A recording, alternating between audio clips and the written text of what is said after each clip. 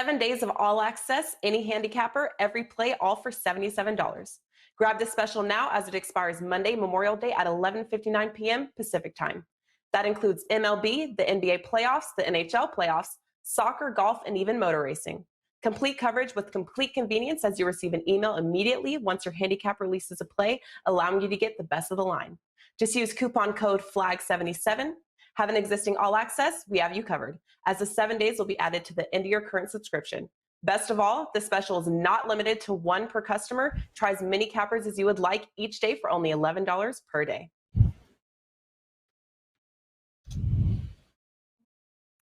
Welcome into First Pitch, WagerTalk's premier MLB betting show for Wednesday, May 26th. We're going over 4 games, best bets at the end for tonight's MLB slate. It's the last 4 games on the card, guys. So getting you set up here with 2 great guests, Tony Finn and Mid-Major Matt from WagerTalk and SportsMemo.com. First up here, follow him on Twitter at Mid-Major Matt. Matt Josephs from SportsMemo.com. Welcome in. Happy Wednesday morning to you, Matt. Happy Wednesday to you as well, Drew. Excited for the show today. Got some interesting plays for the show today, of course. A bunch of K-props, some exciting prospects going today. So it should be an interesting day in Major League Baseball. Yeah, absolutely. Interested in your take on that prospect, a top prospect going in Yankee Stadium. So we'll break it down from Matt Josephs here. Last, certainly not least, the always entertaining Tony Finn from WagerTalk.com. Welcome in, Tony. How you feeling? It's a good day. You know the mantra for me. I wake up, it's a good day. Let's get it. Let's get after it, Tony.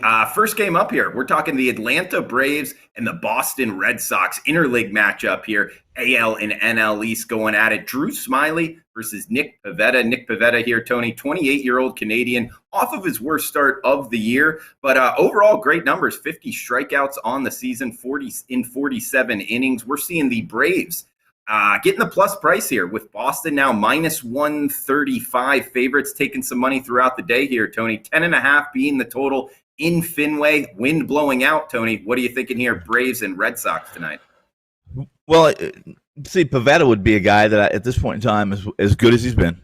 I would start looking for spots to fade him, especially if he's laying a number that I find to be inflated or absorbent to a degree. I mean, he has been, 6 of his starts, 2 runs or less, 6 of his 9, I'm not mistaken.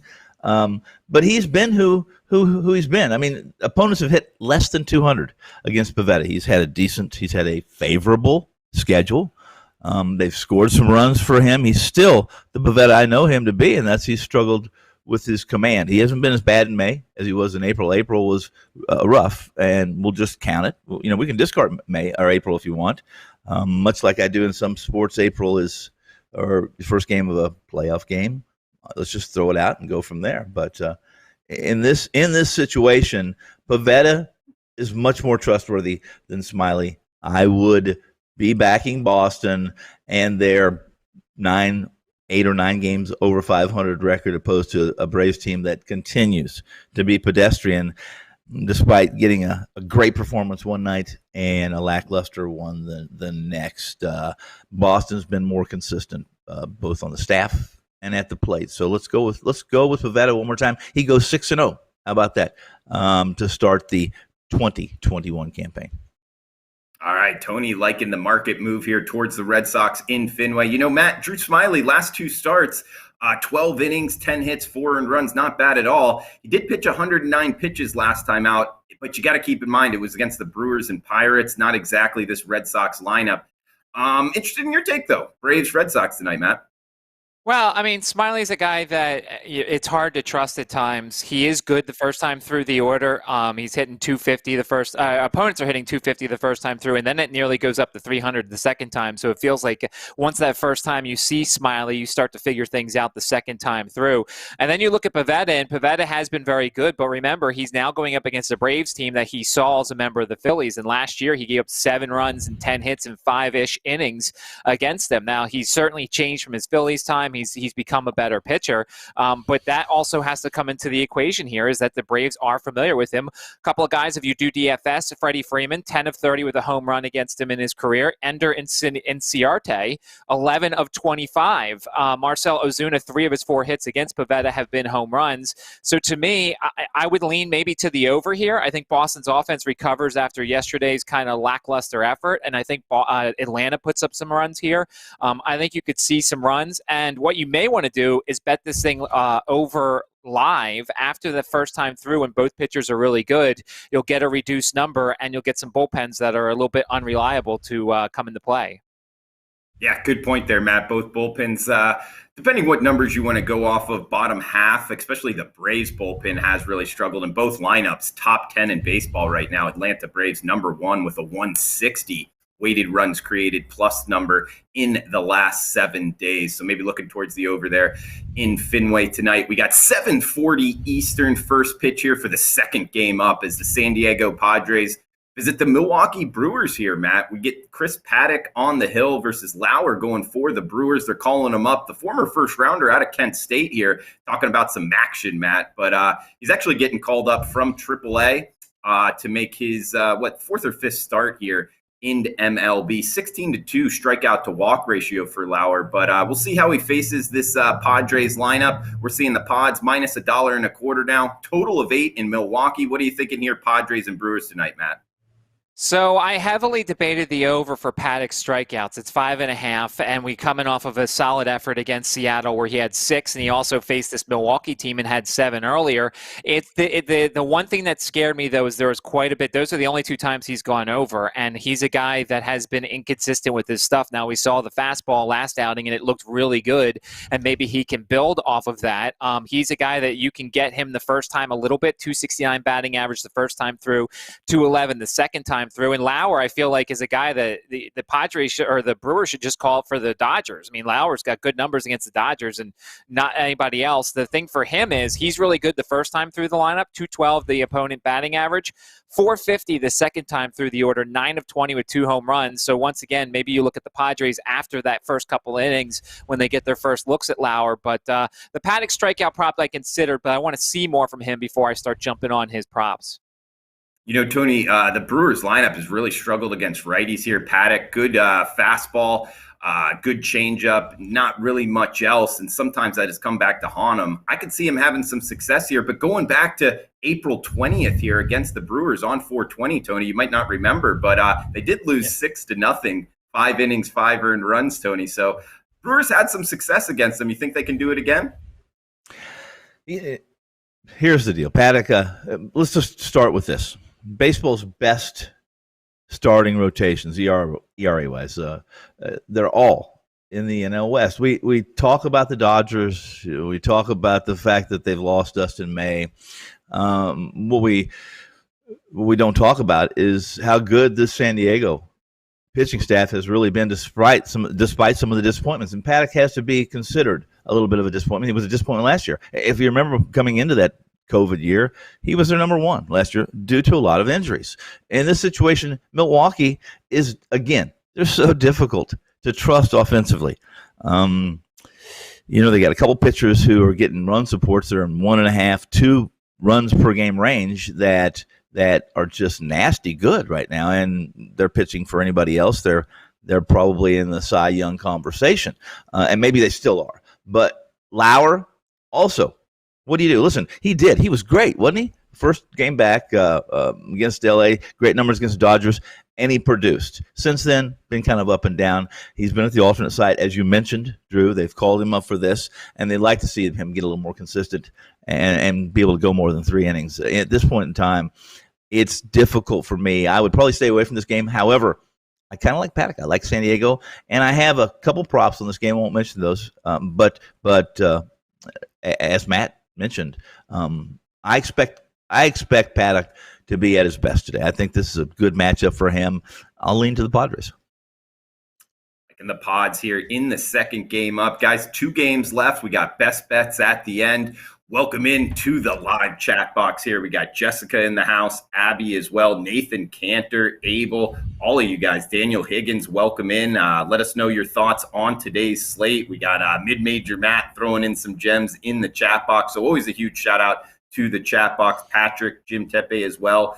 And if you're watching on replay, feel free to leave a comment below and please smash the like button if you are liking the content. We got Tony Fantastic in the chat box. That's what you're going by now, by the masses here, Tony. So hopefully that sits well with you. And we got next game up here, a big one, Tony Fantastic. Yeah. The LA Dodgers and Houston Astros, 7:40 Eastern first pitch. We got Bauer and Garcia. You know, Tony, of course, Trevor Bauer, one of the bigger names of pitchers, really good pitcher in MLB, 88 strikeouts, 18 walks on the year. He is only off of 4 days rest though, Tony. And Luis Garcia here going for the Astros. He's been good. The 24-year-old Venezuelan, 47 strikeouts in 40 innings, only giving up 29 hits and 15 walks. So he's kind of been sleeper good. Going up against the big name in Bauer, having to lay a -140 price tag here with the Dodgers at the Stros. Total of 8 in Minute Maid. What are you thinking here, Dodgers and Astros tonight, Tony? Well, it's tough. It's tough to step in front of Bauer, especially as much as I'd like to. It's tough, especially as I have issues. It kind of turns my stomach how he comes out. He's so competitive, but he's also it reminds me a little bit of the Trae Young situation to kind of veer off there. And I wonder how long it will take for Trae Young tonight to hit the floor after those antics. Sometimes I wonder how long it's going to be before pitchers in the National League start throwing at Bauer's head. Let's get to this game. Garcia, he's been pretty valuable. You're right. The problem with him is he's not going very deep into games, and he has issues with left-handed pitching. His dichotomy of the splits are not good. I expect the Dodgers to load this lineup of theirs, and they're deep enough on that bench. Not as healthy as I'd like to see them, especially backing them, and I am backing them tonight. This is a game that's my best bet, and I'll leave it at this. I'm on the Dodgers, and I'll tell you how I'm on the Dodgers when we get to those best bets. Okay, so going up against lefties there might be an issue for the Houston starter here, Matt. But I will say this about both lineups, both top 5 against the handedness of pitcher going up against righties tonight. Speaking of the Astros and the Dodgers, #1 hitting lineup in all of baseball against righties. They're getting one here in Garcia, but Garcia has been good here, Matt. What do you think of Dodgers and Astros tonight? Well, I mean, Garcia was on my list of K-props I was actually considering today. It's 4.5. It's a very manageable one. It's one he's gone over in the majority of his starts. When you look at the Dodgers, they have a 22.2% K rate against righties. They have a 20.9% K rate this month. But you look at what some of the guys who have gone over their totals recently. Greinke had 5 strikeouts yesterday. Merrill Kelly had 12 strikeouts. Caleb Martin, the Arizona pitcher, had 6 strikeouts. So it is possible to get something over on the Dodgers. Garcia, first time through the order, a 178 batting average. It goes up to 197 the second time through, and only Albert Pujols has seen him before, so that's going to help him at least the first time through, in which maybe you want to consider a 3-inning under. If you want to go to the 5-inning under, of course, that is also probably in play because Bauer's really good both the first time and the second time through. Last thing to consider here, Bauer, of course, is a guy that strikes out a ton of guys. The Astros the last 2 weeks have a K rate of 14%, which is by far the best in baseball. And so if you are going to take Bauer, I'd make sure, A, the price is right, and you can get the highest strikeout total because or the lowest if you want the over, the highest if you want the under, because the Astros just don't strike out. It's almost like the trash cans are back with these guys and they know what's coming. So 14% K rate the last 2 weeks for Houston. All right, good stuff from Matt Joseph, sportsmemo.com. Follow him on Twitter @MidMajorMatt. We got Tony Finn here from WagerTalk.com as well, breaking down the nightcap on the slate here, 9:40 Eastern, 6:40 Pacific. First pitch here, Matt. We got San Francisco Giants and the Arizona Diamondbacks. Merrill Kelly on the hill for the D-backs. Johnny Cueto, the ageless one for the Giants, 3.34 ERA. Really only one bad start this year, Matt. And Merrill Kelly, a guy that had a rough start to begin the season, but the 32-year-old former Sun Devil here, he's been good. Last time out, 12 strikeouts, 0 walks versus that Dodgers lineup that's good against righties. He fared well his last time out here. We're seeing the Giants -110 to -115 favorites on the road in the desert. Total of 9 here, Matt. What are you thinking in the nightcap? Quite simply, I don't trust either of these two starting pitchers. You look at Johnny Cueto; he's got the sterling ERA, but he's not striking out guys. 4.2, 2.4 his last 4 starts. So when you're not striking out guys, it's allowing them to put the ball in play. Last year, he was all right. He gave up 10 hits in 12 1/3 innings against this team. But you look at his numbers: 296 the first time through the order, 327 the second time through the order. And Merrill Kelly, I mean, last outing was certainly an outlier for him, getting 12 strikeouts against the Dodgers. He's a guy that is allowing the first time through the order a 325 batting average. So if the Giants get to him early and force Arizona to start going to the bullpen, it could be an easy Giants win. But I don't trust Johnny Cueto either. He's a guy that he's got that slow pitch, and he does the quick pitch, and he does all this stuff. And he's another guy like Bauer who's got a little bit of antics on the mound. So I don't like either of these people. So this was a pretty easy pass for me. All right, pass it on this one. And Tony, we got Jessica saying degenerate special tonight. I guess we could call it that. It is the last game on the card here. Evenly priced game with the Giants laying about -112 here. What are you thinking, Giants and D-backs tonight, Tony? Fantastic. Well, I was on Gosman yesterday, and it was pretty easy from start to finish. In fact, to Matt's case, who really likes strikeout props, I got some plus money on a Gosman strikeout prop over 7.5, which I just checked. He was after the third inning, I think third or fourth, he was already at 6. So I figured at a pitch count less than 50, he was going to be 7.5 pretty easy. Didn't look at the final results on that, but I did have the Giants yesterday, even though both of these teams kind of came in yesterday's game 1 of this series. Diamondbacks been struggling horribly, I mean mightily, and of course the Giants on and off. But here's the deal: the Giants are so much more trustworthy than Arizona right now. They're a mess. Cueto, as Matt mentioned, isn't striking anybody out, but and they're giving him a quick hook, guys. He's managed to compile about 3 wins in 4 starts, 4 decisions, I think. They trust their deep bullpen. San Francisco trusts this deep bullpen. Cueto's done a great job keeping the team in most games. He's walked just 6, I think, with only 2 home runs in about 32 or 33 innings. So, and with the Diamondbacks offense, it's below average. And Chase Field, which is known to be hitter friendly at many times, it favors arms, especially right now, this time of year, when with the roof open, only 100 degrees down in the desert. Kelly, he's untrustworthy. Matt mentioned it. 12 strikeouts is an aberration for him in the situation. Of course, part of that had to do with who he was facing. But tonight, if you're not on the Giants or you don't believe that Cueto is going to go 4 or 5 and then and turn over to a good San Francisco bullpen, then you probably should be away from this game.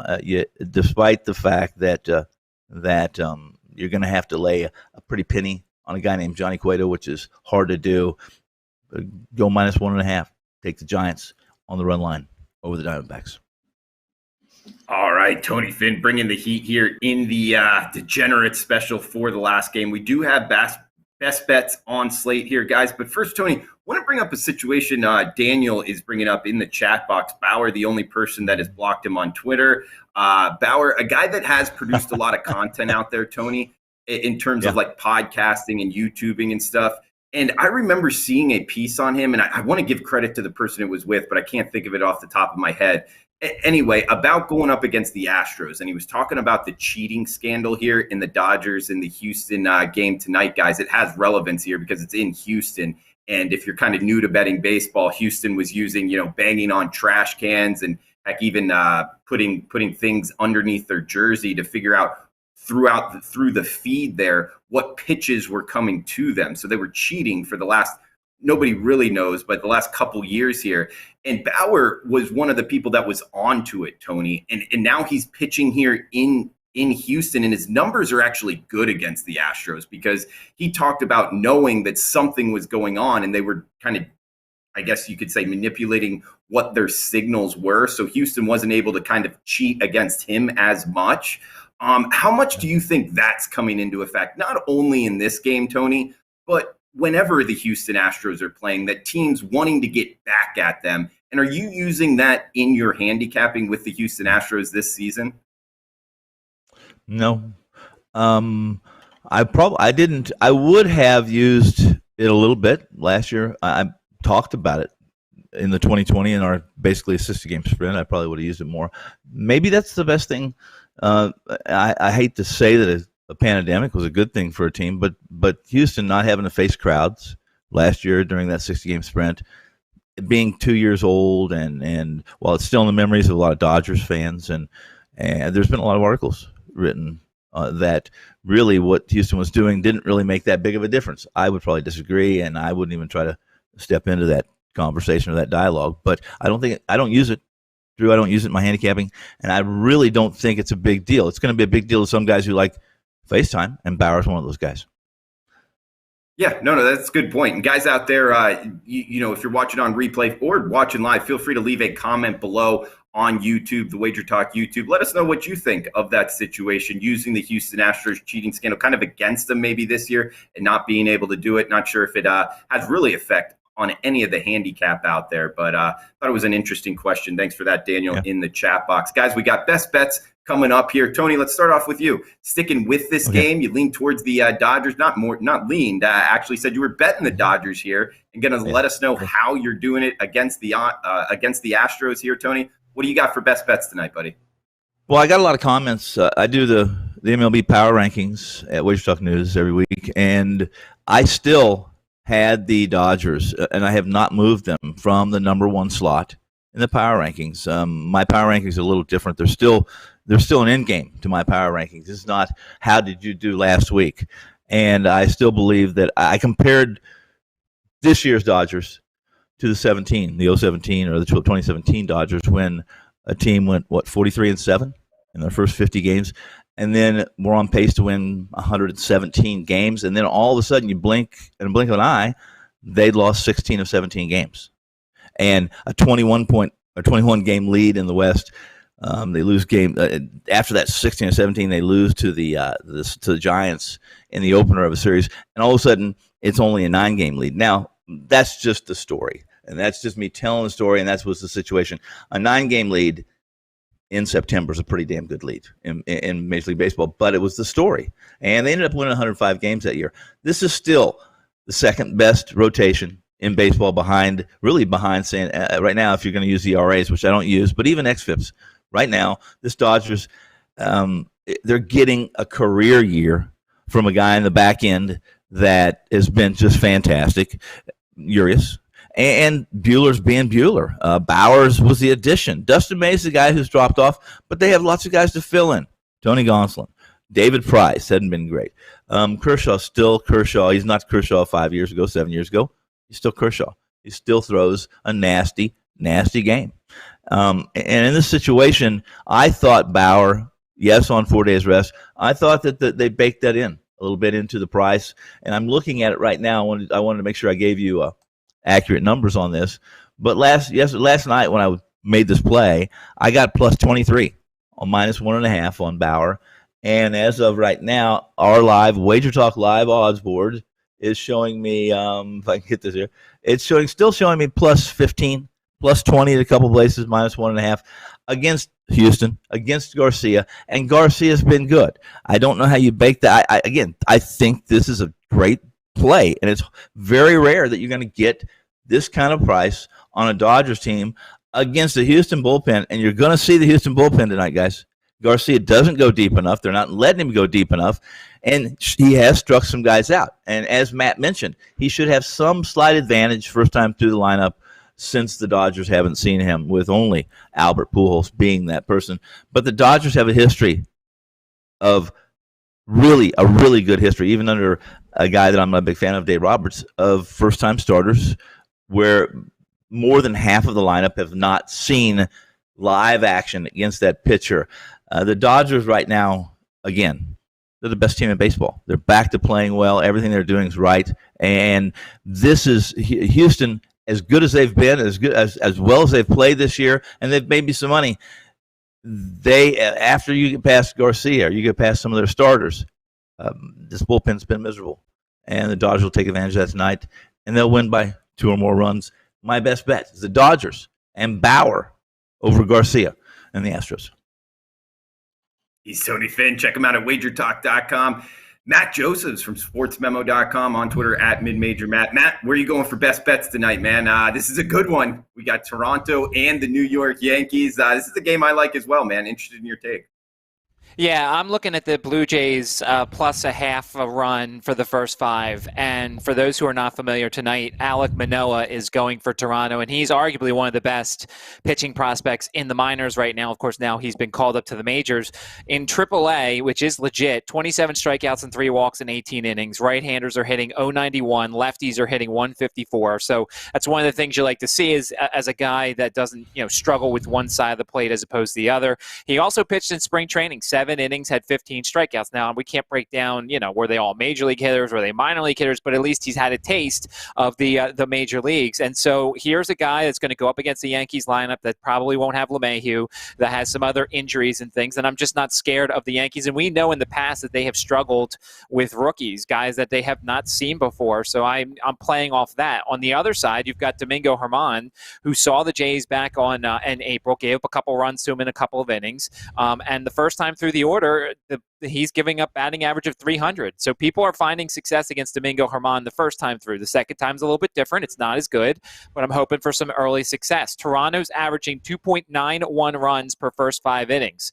That is top 5 in Major League Baseball. The Yankees are down more. They're at 2.35. And then finally, Toronto's offense has scored 4 runs or more in 14 of their last 17 games. So it's an offense that's clicking right now. I had the Toronto team total over yesterday. That hit for me. So I'm going to take a shot with the kid in Yankee Stadium. And the only thing that could be a problem here is that rain is in the forecast for both New York teams. I'm hoping that the Yankees are smart enough that if the game is going to get rained out, they call it as opposed to letting it get started and then trying to wait through a delay, which I think will throw the kid off. But it's just something to watch that the weather could come into play. But I like Toronto in the first 5 innings. Ideally plus a half. If you can't get plus a half, why not sprinkle a little bit on the money line, as I think the Jays get an early lead.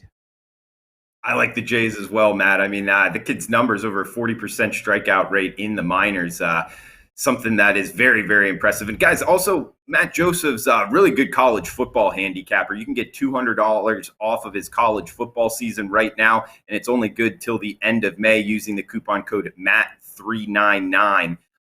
Matt, you were 62% in college football last year, man. Seeing it well. You expecting the same this season? I mean, that would be great. I would love to post another 62% college football year. I know realistically there could be some regression, but I think that I saw college football really good last year. Already started doing research because win totals are out right now, trying to find some values there. So really looking forward to the upcoming college football season. Absolutely. Matt399 at checkout, guys. Sportsmemo.com for his college football full season package. And guys, to round off best bets here, I'm going to the first game we talked about, the Atlanta Braves and the Boston Red Sox, Smiley and Pivetta. Smiley, his last 2 starts against Milwaukee and Pittsburgh. Yes, he fared well, but this is a different lineup in the Sox. And Pivetta going up against the number 1 lineup in baseball. That's the Braves, 160 weighted runs created plus number in the last week. I think they're able to put up crooked numbers. Last, certainly not least, we got the wind blowing out and 2 bad bullpens. So I'm taking the over of 10.5 in this interleague matchup in an American League Park. DH will be in play. So over 10.5 in Fenway tonight for me. Recap of the best bets here. We got Tony Finn, Mid-Major Matt, and myself. I am on the 10.5 over Atlanta Boston. We got the Mid-Major Matt on the Blue Jays plus the half of a run. And then Tony Finn, you heard it, on the Dodgers minus the run line. So guys, for Tony, Matt, I am Drew. Thanks for tuning in, and please smash that like button on your way out. We'll be back tomorrow, same time, same place, right here on the Wager Talk YouTube channel. Best of luck with your bets until then. Yes, you heard right. Get 90 days of picks for only $6.10 per day. A Wager Talk 90-day all-access pass covering all sports, all client releases, and all 5% best bets are priced at $8.49.